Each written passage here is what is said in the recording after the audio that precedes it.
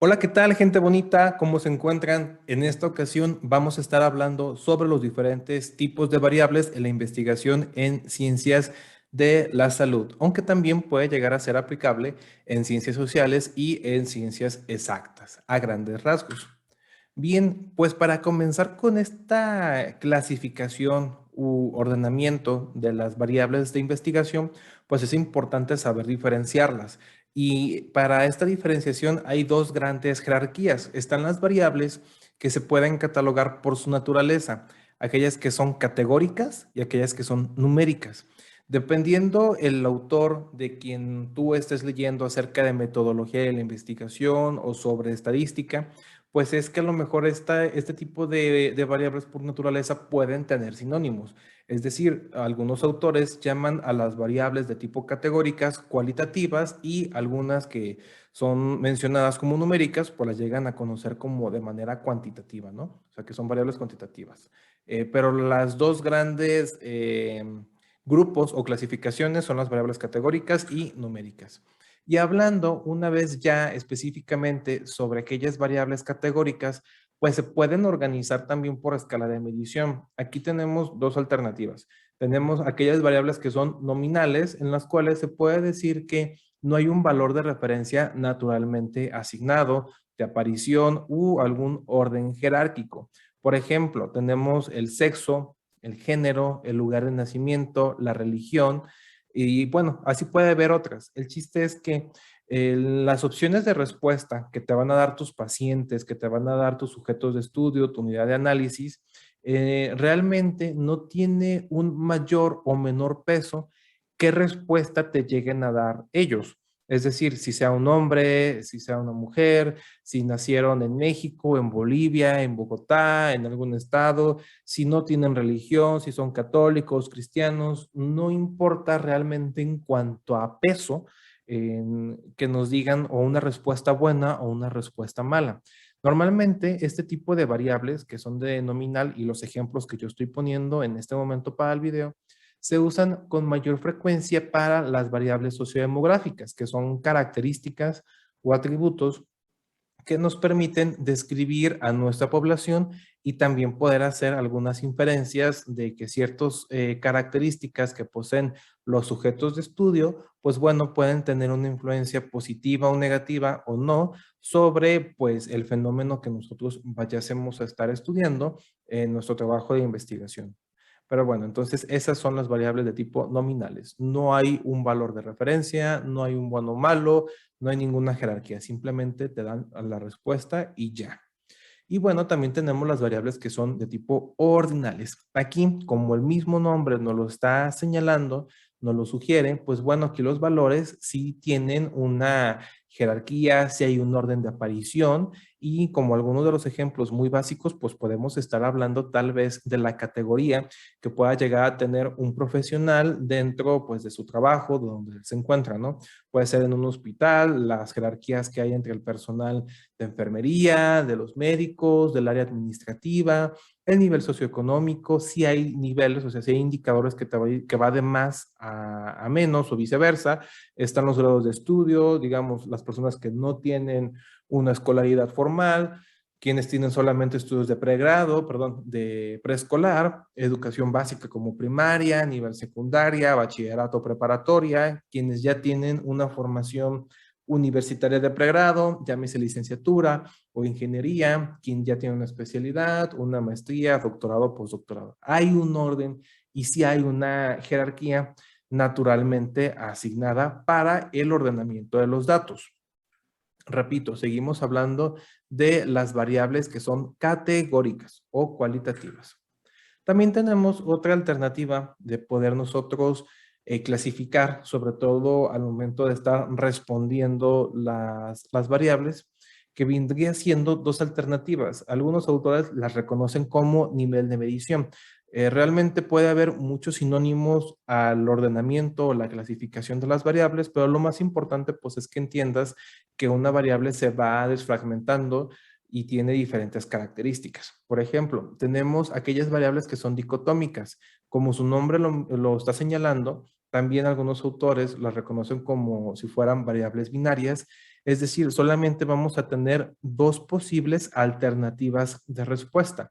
Imagínate que tú tienes tu instrumento de medición, una encuesta, donde vayas a recolectar tus datos y pues bueno, las opciones de respuesta para determinadas preguntas van a ser de dos opciones, sí o no, hombre o mujer, bueno o malo, presente o ausente, tiene o no tiene. También, por otra parte, claramente vamos a tener aquellas variables que por su nivel de medición, por la forma en la que se va a responder, van a ser variables de tipo politómicas. Es decir, van a ser aquellas variables que tengan tres o más opciones de respuesta. Una de ellas, un ejemplo, pudiera ser la religión. Si tú le preguntas de manera abierta y en el instrumento de medición, en la encuesta, en el documento de Google Docs, tú le pones diferentes alternativas, por ejemplo, que si son católicos, cristianos, budistas, protestantes, testigos de Jehová, etcétera. Si tiene tres opciones de respuesta en el formulario o más, pues bueno, ya van a ser variables que son politómicas. Pasando al otro gran grupo de variables que son denominadas variables numéricas o cuantitativas, pues también por escala de medición tenemos dos alternativas principales, que en este caso, o subgrupos, que son las variables discretas. Y se dice que estas variables discretas van a ser aquellas que tienen por naturaleza números enteros, es decir, no utilizan ningún tipo de fracción, no usan decimales o valor de cero entre cada uno de estos enteros. Por ejemplo, la edad que tú le vas a preguntar a una persona, el peso expresado en kilos. Aquí nos referimos en el ejemplo de edad en años cumplidos, en el tipo de respuesta cuando las personas van a decir tu paciente que tiene 20 años, 18, 25, 50, 73 años, y es un número entero porque pues puede haber personas, aunque se escucha un poco chusco, a raro, a chiste, pero te van a decir, oye, pues es que sabes que en 2 días, en 3 días es mi cumpleaños, ¿no? Que te digan, tengo 30 años con 11 meses, con una semana, con días, o sea, como que lo intenten fraccionar o dividir, ya sea por gracia, por ocurrencia, porque sí fue su forma de pensar, de responder, y el investigador tiene la obligación de ser muy específico y claro con lo que nosotros queremos de los datos que queremos que nos proporcionen. Tan malo es pedir información de más como lo es pedir información de menos. Entonces pedimos lo que es. Si la persona nos dice que tiene 30 años, es una fracción, bueno, es un número entero. Igual, si nosotros vamos a pesar a nuestro paciente y la báscula, digamos, es simple y dice la báscula que pesa 90 kilos, 60, 63, no hay ningún problema. Estamos hablando todavía de variables de tipo discretas. Manejamos números enteros.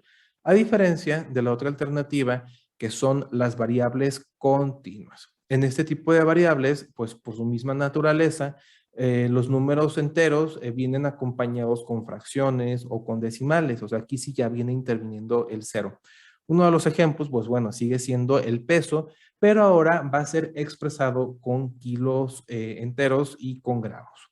Es decir, la persona pesa 90 kilos con 700 gramos, ¿no? Imagínate que tú tienes a tu paciente en una terapia nutricional y pues quieres ver qué tanto está incrementando o bajando de peso para observar cierto tipo de tendencias en el plan nutricional.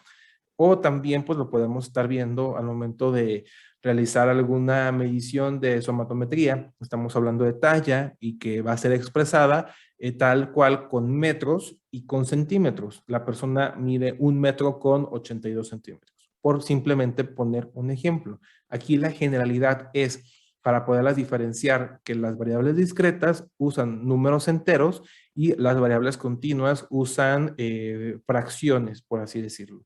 En otro tipo de literaturas nos dicen que las variables discretas tienen números finitos y las variables continuas tienen números infinitos. También podemos hablar sobre otro tipo de clasificación de este tipo de variables numéricas y hay dos alternativas nuevamente. Están aquellas que son de intervalo y nos dicen que este tipo de variables, pues bueno, nos indican que el cero no implica la ausencia de un valor, sino que es un valor arbitrario que forma parte del fenómeno de estudio de la variable. El ejemplo más básico que vas a encontrar en la literatura es hablar sobre la temperatura atmosférica. En este caso, si tú tienes un termómetro atmosférico, un termómetro ambiental, y marca 0 °C, pues no significa que no exista la temperatura, que no hubiese temperatura. No, claro que la hay, simplemente que el cero es un indicador más en toda tu lista de observación. Por otra parte, tenemos las variables que son de tipo de razón. En este tipo de variables de razón nos dice que el cero sí implica la completa ausencia de algo. En este caso, pues de manera muy básica es el peso. O también en un estudio clínico, en un examen de laboratorio, pues puede ser la carga viral. ¿Sí? El hecho de que tu prueba, en la medición, te observe el método que tú estés utilizando, el número cero, pues señal que sí nos va a indicar la ausencia de algo. Si tú le haces ahora en día una prueba PCR a una persona por posible infección por COVID, y la carga viral en el resultado te dice cero, pues bueno, es que la persona no tiene el virus registrado en el momento que tú estás haciendo la medición, ¿sí? Entonces, pues bueno, son las grandes generalidades de estas variables. Aquí te pongo en un cuadrito, pues de manera muy simple, como manera de resumen, qué alternativas vas a llegar a tener. Por ejemplo, tú puedes tener una variable de tipo categórica, nominal, politómica, o al mismo tiempo puede ser variable dicotómica. Podemos tener pues tu variable numérica discreta y que tú le quieras asignar, dependiendo del fenómeno de estudio, pues a lo mejor un grado de complejidad más alto y ya hacerte referencia a que si es de intervalo o si es de razón. Es muy importante tener en cuenta que los trabajos de investigación nunca van a ser iguales y que dependiendo del fenómeno de estudio de tu variable, pues puede tener diferentes dimensiones, diferentes perspectivas. Es como tenemos aquí en el ejemplo una moneda que tiene pues prácticamente dos caras. Bueno, puede tener dos o más caras. Dice, una variable puede observarse, medirse y estudiarse de manera de diferentes perspectivas y contextos. Por eso la necesidad y la importancia de la operacionalización de la variable. Imagínate en el caso, yo les decía que nunca ningún trabajo de investigación va a ser igual. Tal vez en el trabajo de una persona, el hecho de que mida la edad como una variable numérica discreta, pues le es suficiente, porque es un dato más de tal vez interés menor o de importancia menor para el fenómeno de estudio. Pero imagínate que estamos hablando de un estudio en neonatos, en recién nacidos, y pues el hecho de que sepamos que el niño, el recién nacido, tenga tantas horas, tantos días, tantas semanas, tantos meses, sí es importante. Entonces va a tener diferentes como niveles de medición entre horas, días, semanas, años. Habrá estudios en los que tal vez sí sea bueno tener ese tipo de perspectiva escalonada o fragmentada, y entonces ahí va a ocupar que su variable sea una variable continua y no una variable discreta. Por eso a eso le vamos a llamar operacionalización, a cómo tú catalogas o fragmentas la variable que tú vas a investigar y cómo la vas a estudiar. Desde qué perspectiva, bajo qué escala y también posteriormente bajo qué tipo de análisis estadístico tú vas a utilizar. Te lo digo porque a veces las personas no les queda muy claro cuál es la importancia de las variables. Hacen su título, hacen su marco teórico, planteamiento de problema, justificación, y hasta no es hasta la metodología o inclusive en algunas instituciones, hasta lo que es el apartado de apéndices o anexos, es que hablan sobre las variables.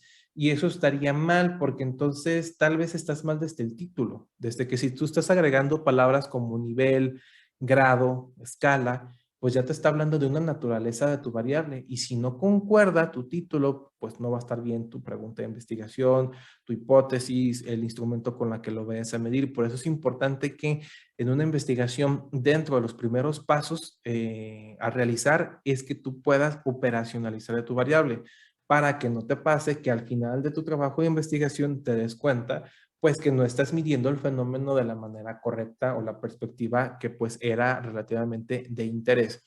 Aquí te pongo como una manera ejemplo la presión arterial. Es un cuadro de la guía de práctica clínica que hay en México actualmente para el tratamiento, detección y tratamiento de la hipertensión arterial, y nos habla sobre una categoría y ya nos dice pues que hay una presión óptima, normal, normal alta, diferentes grados de hipertensión, y pues ya te dice en qué características o en qué intervalos de cifras te va a significar qué categoría.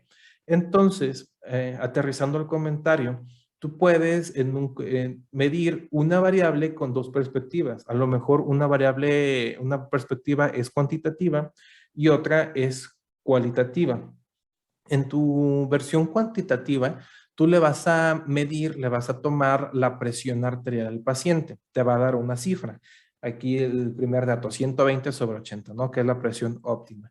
Eso sería una variable numérica, pero tal vez para tu estudio no baste únicamente con que le tomes con que registres las cifras del indicador, sino que también es importante ponerle como en qué categoría o qué significa esa cifra. ¿Es normal? ¿Está baja? ¿Está en los parámetros óptimos? ¿Está alta?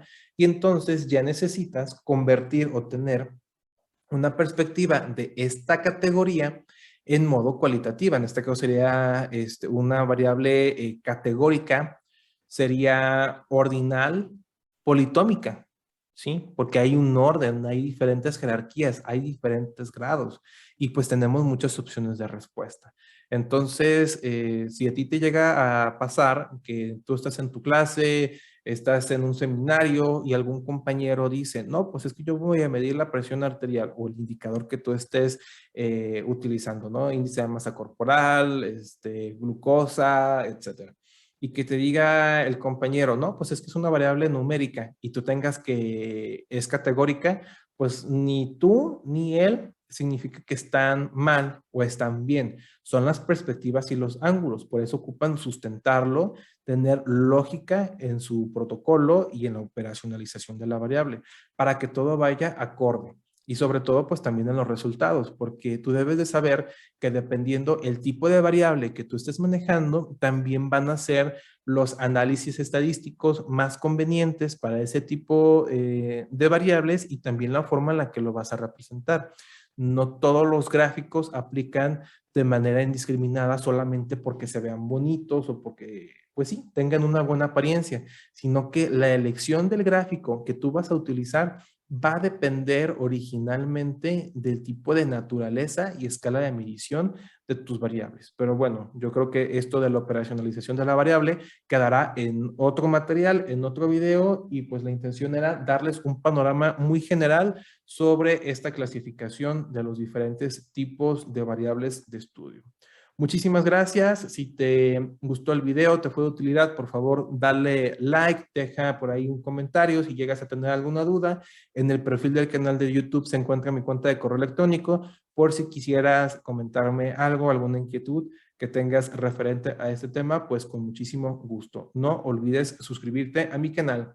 Hasta la próxima.